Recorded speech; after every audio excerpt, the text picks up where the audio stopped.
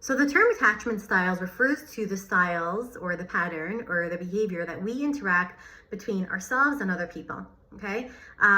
Mary Ainsworth and John Bobley did a lot of research on this, and they basically studied the dynamic between a baby and its primary caregiver or primary caregivers. Now, later on in life, what we often see is that our primary attachment figures or our patterns or styles impact the way we show up to current relationships.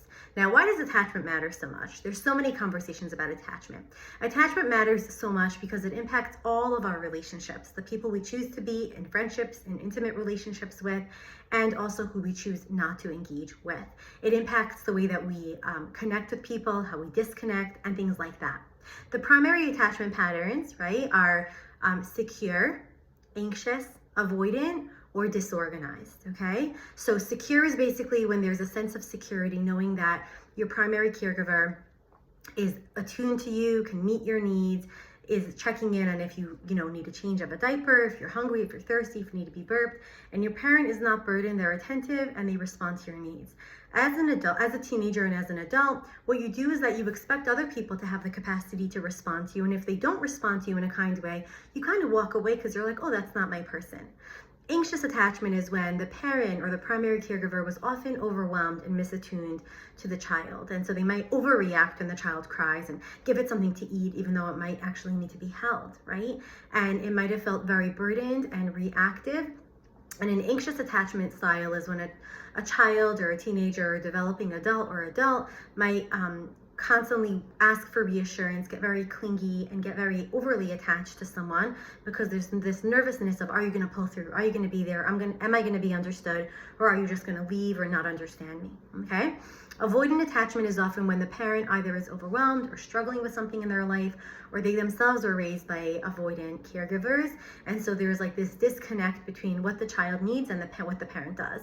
The parent might ignore the child's cries or be very dismissive and ignoring of the child's emotional needs, not just as a baby. All of these are not just as a baby, but also throughout their developing years. So there's a lack of emotional acknowledgement, a lack of connect, and almost like a shutting down and pushing away or ignoring. Okay. And as an adult, the avoidant person is going to avoid relationships. They don't want to feel connected to the adult. Often what happens is that they wanted to connect and they were shut down. So they learned that disconnecting and avoiding is better. So as an adult, this person might want relationships, but when things get real, they pull away. They might engage in like, somebody else might run after them. They're going to run even farther away. If things get real or uncomfortable, they might shut down and be dismissive. Now, disorganized attachment is when there's a combination of anxiety where somebody's feeling anxious and they're raspy to kind of like avoidant and pushing away. Okay. So you'll see sometimes someone is like engaging, being very loving, very kind, very attentive, or, engaging with you. And then they might just like snap and be like disinterested. Now, I'm oversimplifying all of this. And that's often because their parent was like that, right? Either very anxious or kind of shut down and dismissive. Now, this is kind of like a brief overview. I have a blog talking about the different kind of attachment styles, but the reason I want to name this is because most of us have a blend of secure, and then we have like a leaning towards something else. So some part of us is secure, and then we might have a more anxious tendency or a bit more of an avoidant tendency. And some people are a bit more disorganized, right? Now, what we want to look at is, what are the ways that we engage with people? What are our patterns? Are there ways where we get overly attached, overly close because we're wanting to connect and rely on someone? Are there times that we shut down relationships? We're afraid of trusting people. Or do we pretend that we don't need people in the world at all? And usually that pretending is coming from having tried to connect and there was no one there. So the one thing that is important to know is that attachment is actually an interaction between two people.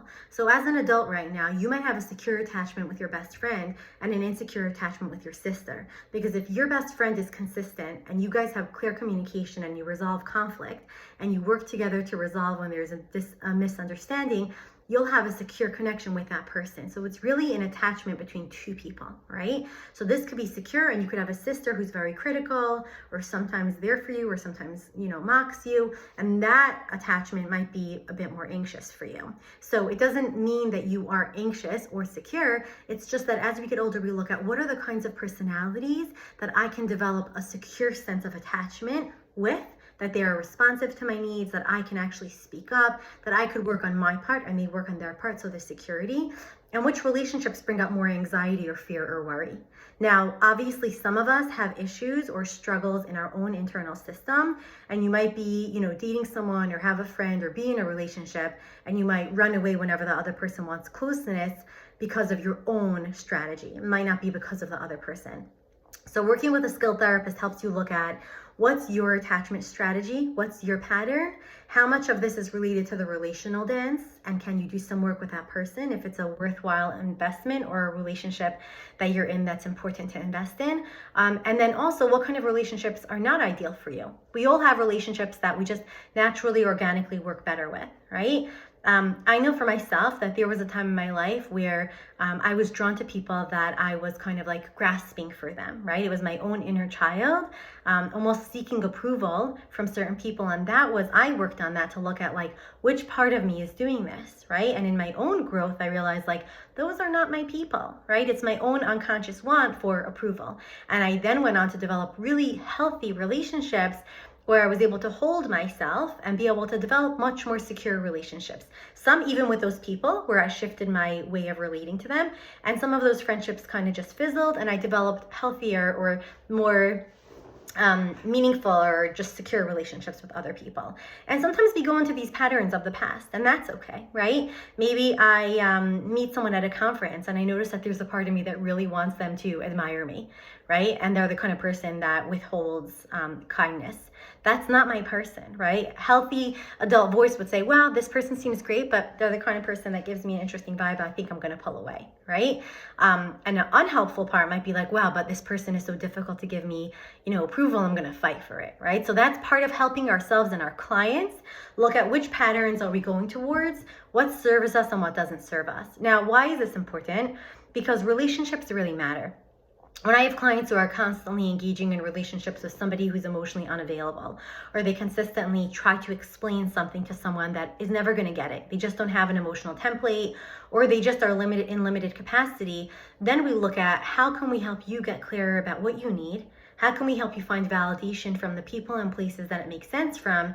And how do you let go of trying to get your needs met in some of these other places? So attachment is helpful if you're in a relationship, if you want to get into relationships, if you want to feel more secure as a person in the current relationships.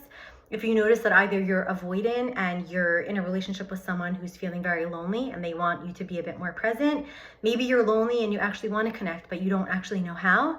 Or maybe you get very clingy or overly attached to people. Right? Or maybe you have a combination of both. So wherever, and you might have a secure attachment, but maybe you have a past relationship that's kind of weighing on you and it's holding you back from opening your heart again. So wherever you are, learning about attachment could really just be a gift to yourself. Understand the dance that you have with other people and get to learn about yourself so you can have more meaningful and nourishing relationships.